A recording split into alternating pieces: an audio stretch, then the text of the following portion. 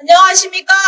전남대학교 음악교육과 배진희입니다. 저는 전남에서 나고 자란 토종 전라남도 사람입니다. 제 입장을 밝히기에 앞서 먼저 드리고 싶은 말씀이 있습니다. 저는 개인적인 저의 의견을 밝히기 위해 이 자리에 나선 것이며 극우 유튜버들이라고 불리는 사람들이나 전남대학교의 특정 학과와 관련하여서 어떠한 내용을 함께 만든 적이 없고 제가 혼자서 하는 것임을 밝혀드립니다. 오해가 없으시기를 바랍니다. 저는 호소문과 야권 비판 두 가지 부분으로 나누어 연설을 할 것입니다. 먼저 호소문을 낭독하도록 하겠습니다. 윤석열 대통령께서는 계엄 담화문과 탄핵 심판 최후 변론을 통해 대한민국과 반국가 세력 간의 체제전쟁에 대해 말씀하셨습니다. 바쁘고 버거운 일상에 치여 그 내용을 듣거나 찾아보지 못하였을 전남대 후배님들 그리고 광주 전남의 여러분들께 도움을 드리고자 여기에 나오게 되었습니다.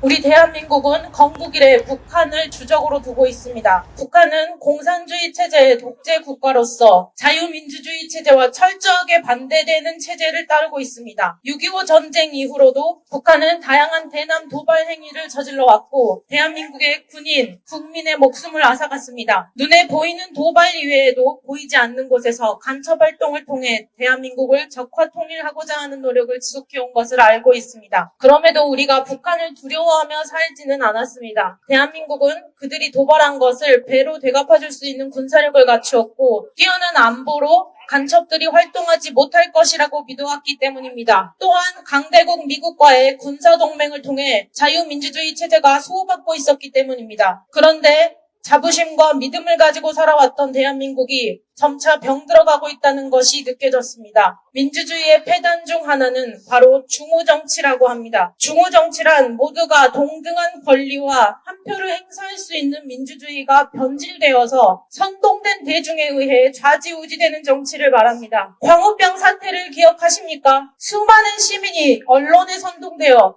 이명박 전 대통령에 대해 비난하고 미국산 소고기가 수입되면 큰일이라도 날 것처럼 촛불을 들고 시위에 참여했습니다. 이는 언론의 악의적 보도에 의한 대국민 선동이었습니다.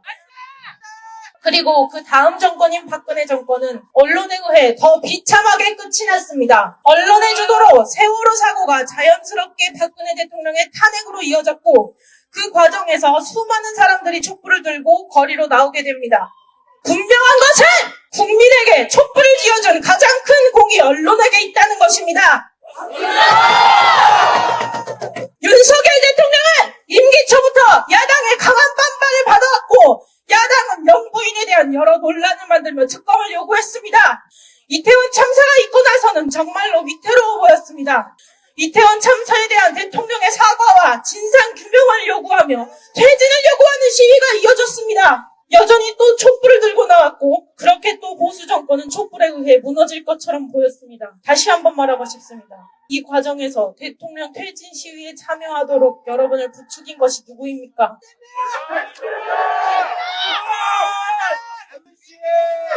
대통령 퇴진 시위에 참여하도록 여러분을 부추긴 것이 누구입니까? 맞습니다. 그리고 가장 큰 영향을 준 것이라고 생각하는 것에 저는 언론이라고 보고 있습니다.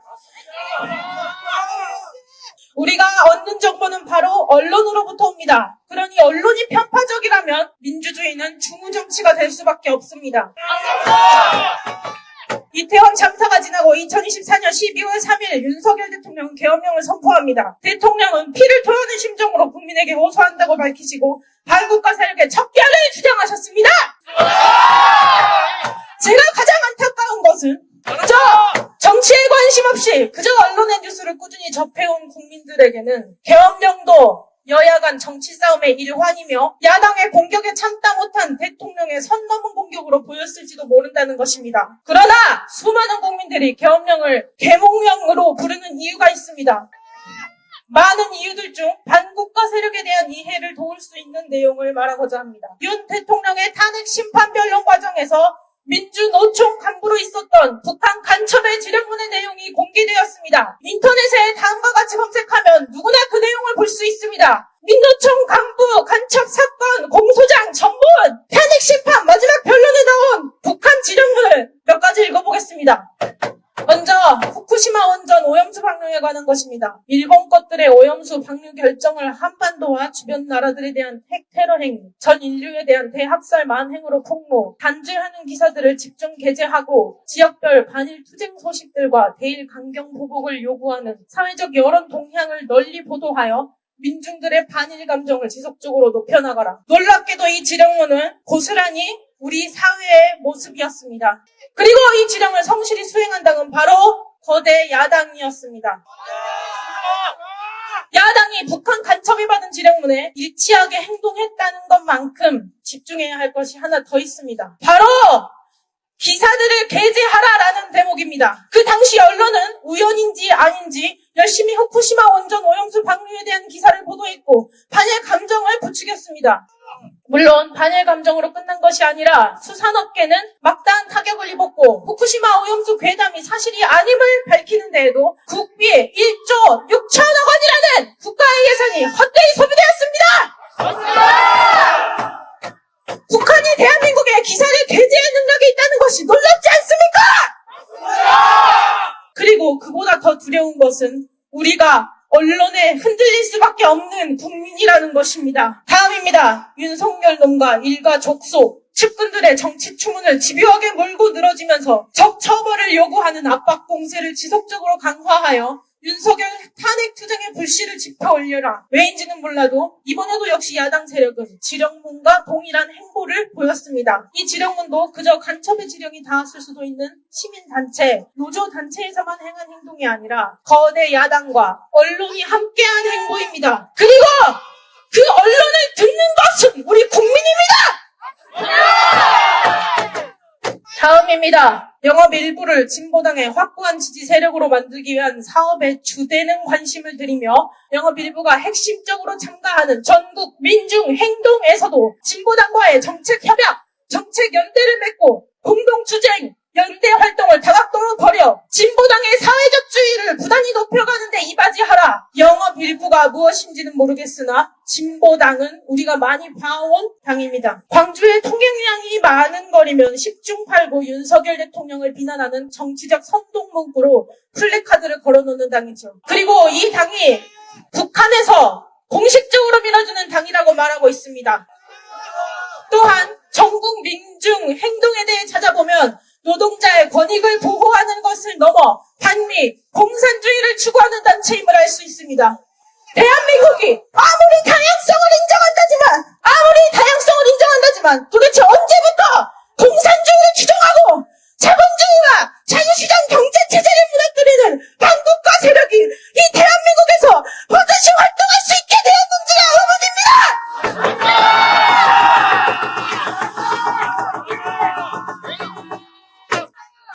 끝으로 하나만 더 소개하고자 합니다. 11월 12일 비가 오는 속에서도 이태원 희생자 추모 시민 촛불 집회를 개최하여 땡땡땡 퇴진 함성이 서울 시내를 뒤흔들어 놓은 것과 같이 땡땡땡년의 탄핵을 이끌어낸 2014년의 세월호 참사 진상규명 투쟁을 연상시키는 대중적인 항의 행동들이 연이어 벌어지는 한편 야당들이 정부 책임론을 최대로 부각시키면서 땡땡땡 패거리들을 집중 공격하고 있으며 심지어 보수 지지층 내에서조차 이번 참사의 책임을 회피하려는 당국 것들에 대한 불만의 목소리가 높아지고 있습니다.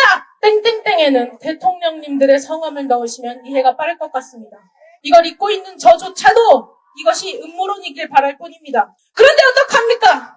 이것이 법정에서 밝혀진 북한과 간첩이 나눈 지령문이라는 사실입니다. 도대체 우리가 추모한 시간들은 무엇입니까? 사람의 목숨을 정치적으로 활용하고자 하는 북한 간첩들에게 그들에게 동조하기 위해 촛불을 들고 애도했던 것입니까? 그래 맥락상 살펴보건대 어쩌면 세월호 참사를 정치적으로 활용한 것 또한 북한의 지령과 관계된 것일 수도 있습니다. 더 할 말이 없을 만큼 참혹하지만 이 또한 거대 야당의 행보와 정확히 일치하며 언론은 그들의 목소리가 되어주었습니다. 최근 4명의 대통령 가운데 3명의 보수 진영 대통령은 이렇게 수많은 구설수에 오르며 힘겹게 대통령 임기를 마치거나 탄핵될 위기에 처해 있습니다. 그러는 와중에 문재인 대통령은 북한을 주적이라고 발언할 수조차 없다 하고 북한의 국가 기밀이 담긴 USB를 건네고 헌법의 역사 교과서에서 자유민주주의의 자유를 없애려 하며 공산주의 독재체제인 한국이 중국몽에 함께할 것, 중국은 높은 산봉우리, 한국은 작은 나라와 같은 발언을 하는 등 국가관이 의심될 정도의 행보를 보여주었습니다. 또한 거대 야당은 간첩법 개정을 반대하고 간첩의 지령문과 유사한 행보를 보이고 있습니다. 나아가 대한민국 주류 언론들은 모두 그들의 목소리가 되어주고 있습니다. 뉴스를 제외한 유튜브나 다른 정보 매체를 가짜뉴스 취급하는 프레임 지겹습니다. 우리는 수많은 정보를 유튜브를 통해 얻고 살아갑니다. 때로는 그중에 거짓 정보도 있습니다. 하지만 우리가 유튜브에 떠도는 거짓 정보에 속을까 걱정합니까? 해당 영상의 댓글만 봐도, 다른 채널의 영상만 봐도, 관련 정보만 검색해도 쉽게 교차 검증이 가능합니다. 디지털 시대를 살아가는 우리 국민들은 누가 가르치지 않아도 디지털 리터러시를 습득하고 살아갑니다. 반면 지상파 방송이라는 권위, 뉴스라는 권위를 바탕으로 시민들의 정보를 제한하고 원하는 방향대로 사회를 보여주며 사회를 분열시키고 양극화시키는 위험성을 가진 언론 매체가 바로 주류 언론입니다. 더욱이 그들의 보도는 가짜뉴스더라도 그 진위를 판별하는 것이 일개 시민의 입장에서는 너무나 어렵다는 것입니다. 그런데 위에 북한 간첩의 지령문이 보여주는 것은 이런 위험성을 가진 언론이 거대 야당과 함께 국가의 혼돈을 야기했다는 내용입니다. 대통령 탄핵 심판 최후 변론이 있고 난 후 좌경화된 주류 언론들은 정당들의 의견을 전달한다며 남탓, 사과 없이 정당성 주장, 음모론, 두고 유튜버 개몽령 발언과 같은 내용의 기사를 보도하였고 다른 언론사도 최후 변론에서 있었던 여러 발언들을 재조명할 뿐이었습니다. 예시를 하나 들고 싶습니다. 작년 한 해 광주 시민들은 행복할 이유가 하나 더 있었습니다. 광주에 연고지를 둔 프로야구팀 기아 타이거즈가 우승을 했기 때문이죠. 우리가 기아의 야구 경기를 보는데 한 선수의 세이브 아웃이 중요한 상황에서 승부 조작의 정황이 발견되었다고 해봅시다. 제 아무리 음모론같이 믿기지 않는 이야기더라도 승부 조작의 정황이 있었다면 한 경기의 승패를 가르는 세이브 아웃보다도 승부 조작에 더 초점을 두어야 하는 것 아닙니까? 제가 현재의 사회와 언론을 바라보며 드는 생각입니다. 우리나라의 근간을 흔들 수 있는 반국가 세력의 정치 및 언론 간섭이라는 중요한 사안을 두고 모든 언론이 모른 채고 있으며 어떻게 오직 대통령의 탄핵 심판에 대해서만 보도를 할 수 있는 것입니까? 거짓 정보로 선동할 언론은 있으나 국가의 위기 상황에 대한 국민의 관심을 고조시킬 언론은 없는 것입니까? 제가 좌나 우로 치우친 사람으로 보이십니까? 이 우파의 불모지 호남에서 제가 우파를 지지한다고 해서 무엇이 행복하며 저에게 어떤 개인적 이득이 있겠습니까? 대통령을 지지한다 한들 주위에 정만 만드는 꼴이 되는 건 아닌가 하는 생각에 걱정이 되고 두려운 것이 현실입니다. 스스로 왕따 되기를 자처하고 그것을 즐기는 사람이 어디에 있단 말입니까? 저도 가족, 친구들과 실없는 소리하며 웃고 좋은 이야기만 하고 지내고 싶습니다. 그럼에도 여기에다가 말하는 것은 오직 나의 국가에 대한 사랑과 걱정이 앞섰기 때문입니다. 부정선거, 반국가 세력의 정치 및 언론 간섭은 음모론이라며 넘어갈 일이 아니라 의혹조차 남겨선 안 될 중요한 사안입니다. 그런데 부정선거, 반국가 세력의 정치 및 언론 간섭을 그 모든 일의 가해자로서 있는 야당이 음모론으로 규정한다 해서 이거 음모론이네 하고 넘어갈 수 있는 일입니까? 심지어 언론과 함께 이미 국민을 선동한 경력이 명백한다는 말입니까? 윤석열 대통령의 탄핵은 반드시 기각되어야 합니다. 이대로 탄핵된다면 부정선거, 반국가 세력의 정치 및 언론 간섭은 지금이 아니면 다시는 꺼낼 수 없는 이야기가 될 것입니다. 결코 음모론이 아니며 최근 있었던 CPEC에서 본 것처럼 미국의 정부와 트럼프 대통령도 공식적으로 인정한 내용입니다. 혹 음모론이라고 할지라도 결코 정황조차 남겨선 안 될 일입니다. 이는 국가의 체제가 걸린 일이며 해결되지 않는다면 국가를 분열시킬 수 있기 때문입니다. 야당을 지지하시는 분들도 다시 한번 생각해 주시기 바랍니다. 윤 대통령의 임기가 고작 2년가량 남았습니다. 언론사들을 통제할 힘이 없어 내란 수개라 일컬어지고 헌법상 대통령으로서의 권한을 다하는 것이 정부인 대통령이 무슨 권력을 누리겠습니까? 제발 대통령께서 칼을 뽑으신 일을 마무리 지을 수 있도록 도와주십시오. 국민 여러분, 제발 관심을 가져주십시오. 뭘 자꾸 말할 게 있어. 대통령이 잘했으면 탄핵이 안 되겠지 라고 말하거나 정치 이야기에 뭐하러 열을 올리냐며 관심 끄고 말을 하지도 말라는 분들을 보았습니다. 그런데 대통령의 탄핵 심판조차 극좌편향적인 재판관들이 맡고 있습니다. 스스로를 좌파라 주장하고 공식적으로 사회주의와 공산주의를 추종한다고 밝힌 사람들 말입니다. 국가 대통령의 탄핵 여부를 결정하는 가장 합리적이어야 할 자리조차 좌우 진영 갈등에 물들어버린 것입니다. 이 상황에서 도대체 어떻게 대통령이 잘했으면 탄핵이 안 되겠지 같은 무책임한 말을 할 수 있단 말입니까? 국가의 미래를 생각한다면, 다음 세대를 생각한다면 어떻게 그런 말을 할 수가 있다는 말입니까? 저는 지역 갈등을 뛰어넘어 전국의 모든 국민이 스스로 정보를 찾고 정보의 논리성을 따져보는 등 개인의 역량을 스스로 기르고 빼앗긴 주권은 본인이 직접 되찾아 쟁취하는 힘있는 국민들이 되기를 소망합니다. 이렇게 나약한 정신 상태로 어떻게 다음 세대에게 이 사회를 물려준다는 말입니까? 그런 일은 도저히 두고 볼 수가 없어. 불안함과 죄책감을 제가 여기에 나서게 된 것입니다. 우리 기성세대가 더욱 강해져서 대한민국을 지성과 품위를 갖춘 강대국으로 이끌어가기를 소망합니다. 이상으로 호소문 낭독을 마치겠습니다. 두 번째로 야권 비판에 대해 말씀드리겠습니다. 현재 대한민국의 안보에 가장 큰 위협이 되는 나라는 북한과 더불어 중국이라고 할 수 있습니다. 최근 몇 년간 북한과 중국이 우리나라에 일으킨 일들을 말씀드리겠습니다. 북한은 대한민국 쪽으로 지속적인 탄도미사일 발사, 오물 풍선 등 도발 행위를 멈추지 않았습니다. 중국은 우리나라에 자국민들을 보내어 부산 항에 정박한 미국 항공모함을 드론으로 촬영, 2년 이상 한국 군사시설을 불법 촬영하게 하였습니다. 또한 2024년 11월 국정원 건물을 촬영하였습니다. 이를 자행한 자는 중국인이었습니다. 대한민국의 안보를 심각히 훼손하는 이들은 어떻게 되었습니까?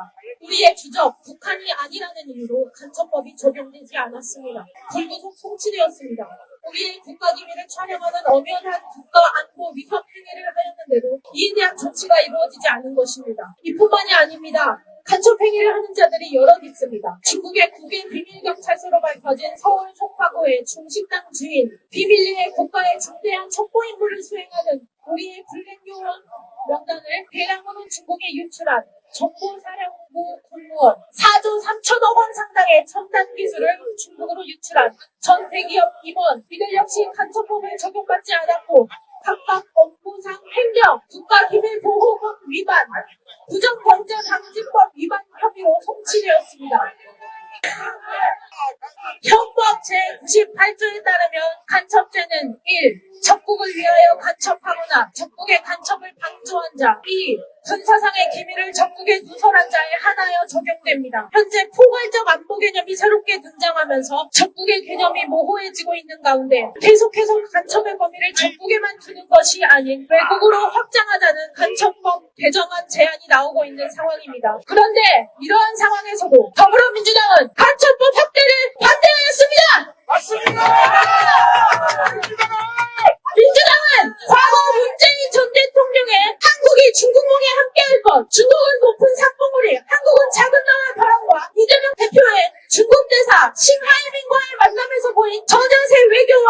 실실발언 등으로 진중적 태도를 드러내왔습니다. 맞습니다. 민주당이 야권이 정말 국가의 안보를 진심으로 생각한다면 어떻게 저런 태도를 취할 수 있는지 묻고 싶습니다. 또한 민주당은 차세대 기술로 주목받는 원자로 기술을 비롯한 원전 사업 관련 예산을 90% 가까이 대폭 상감하였고 그 2배가 넘는 금액을 신재생에너지 태양광 관련 산업 예산에 증액했습니다.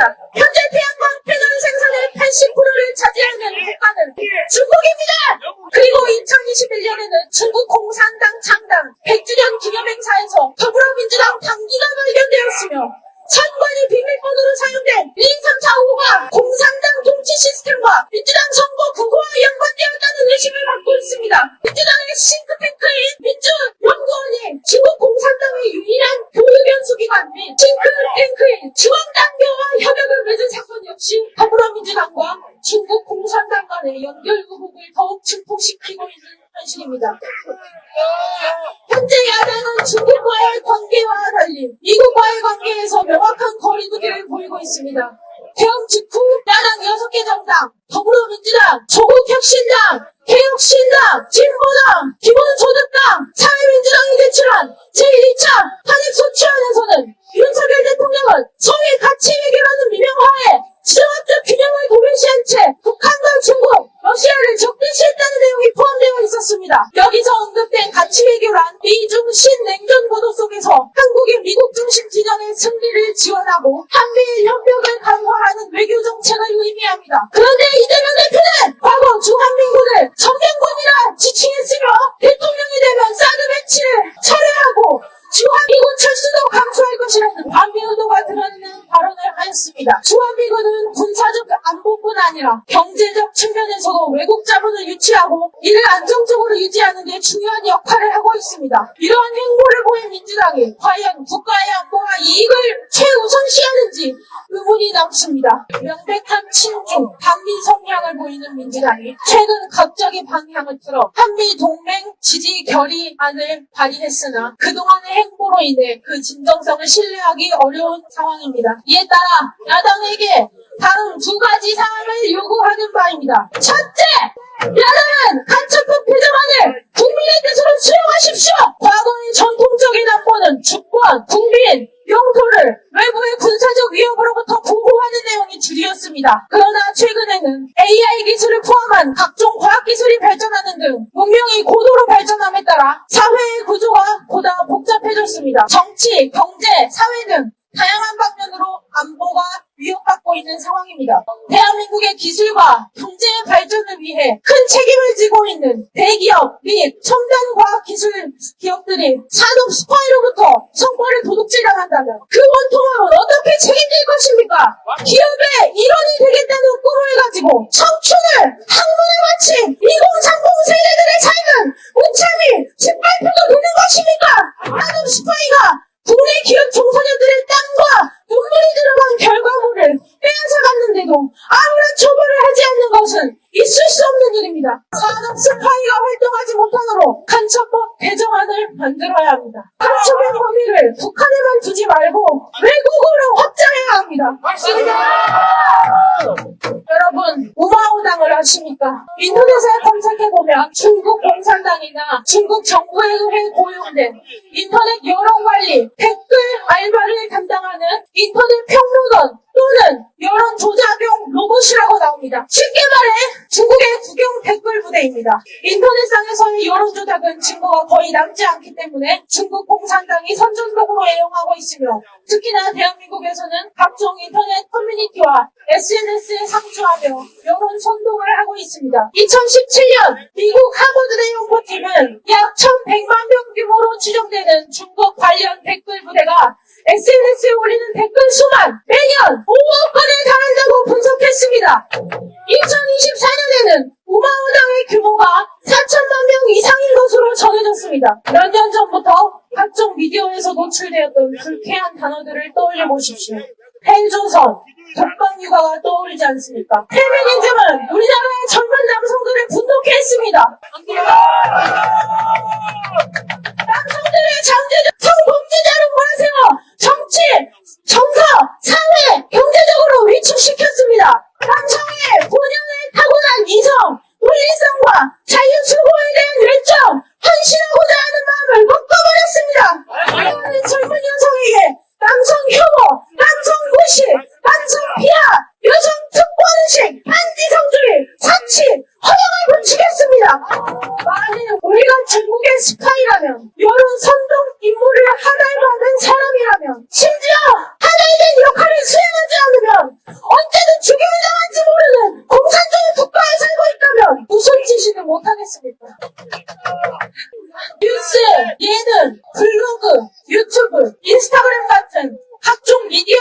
통해 남녀 갈등, 세대 갈등 이런 것들을 부추기고 민족이 자기들끼리 치고받고 서로의 아픔과 상처는 못 본 채 하고 개인의 아님은 중요시하며 스스로 멸하도록 하는 방법을 택하지 않겠습니까? 미디어에서 우리 모두가 들어보았던 말들, 우리 국가와 국민의 자존감을 깎아내리고 가치를 폄하하는 말들, 누가 우리들을 가스라이팅했습니까? 더 이상은 이러한 사이버 테러에 당하고 있을 수 없습니다. 사이버 테러에 가담하는 자들을 잡아들이고 실명을 공개하고 처벌하여 더 이상 대한민국을 망가뜨릴 수 없도록 간첩법 개정안을 만들어야 합니다. 아침의 범위를 북한에만 두지 말고 외국으로 확장해야 합니다. 둘째, 대한민국의 경제 성장과 안보를 위해 반드시 친중 행보를 멈추십시오.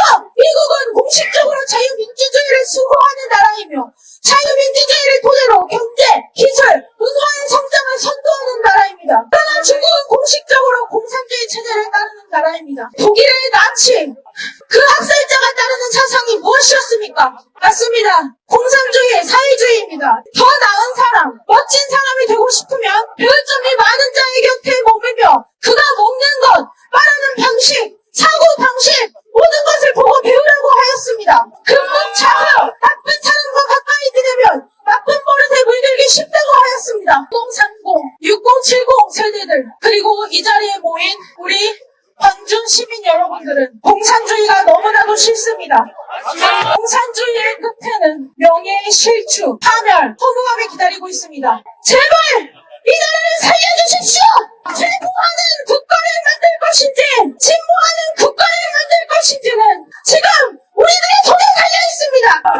자유민주주의를 수호하는 우리 애국 시민들은 대한민국의 자유를 지키기 위해 목숨을 걸었습니다. 이 자유주의의 물결은 결코 잠재울 수 없을 것이며 우리의 뜨거운 의지가 귀를 열지 않는 사람들의 마음 깊숙이 파고들 때까지 계속 큰 목소리로 외칠 생각입니다.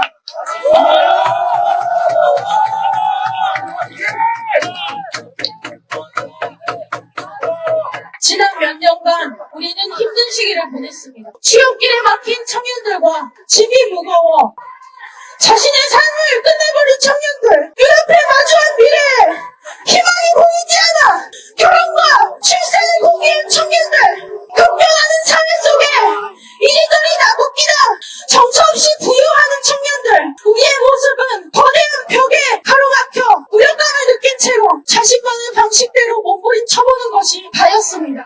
4050 부모님 세대들은 누구보다 귀한 당신의 자식들이 무너져가는 모습을 바라보며 무력감과 죄책감에 마음 아파하였습니다. 6070 그리고 그 이상의 조부모님 세대들은 전쟁에 목숨을 바쳐 지킨 이 대한민국의 자유민주주의가 무너져가는 것을 보며 비통해하셨습니다. 건강한 어른의 사랑과 사회의 배려로 성장해야 하는 10대들은 총체적 난국인 이 사회를 보고 얼마나 두렵고 불안해했겠습니까? 대한민국의 모든 세대는 그동안 얼마나 많은 시도와 좌절을 겪어야 했습니까?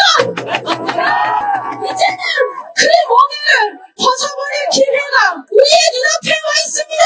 이제는 우리를 괴롭히던 것의 정체가 무엇인지 서서히 드러나고 있습니다. 그것은 부정선거의 정황과 선거에 개입된 중국과 사이버 테러와 산업 스파이와 화교, 우대, 차별정책과 행정부를 마비시키는 야당의 입법 독재와 탄핵 남발입니다.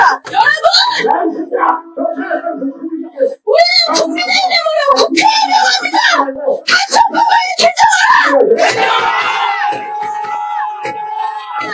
반대의 친정 정책을 멈춰라! 연설에 귀 기울여주신 분들께 진심으로 감사의 말씀을 드립니다. 우리 사회가 겪고 있는 많은 문제, 근본적인 원인이 반국가 세력에 있다는 것을 대통령으로서 명예를 걸고 알려주신 윤석열 대통령님께 마음속 깊이 감사하다는 말씀을 드립니다.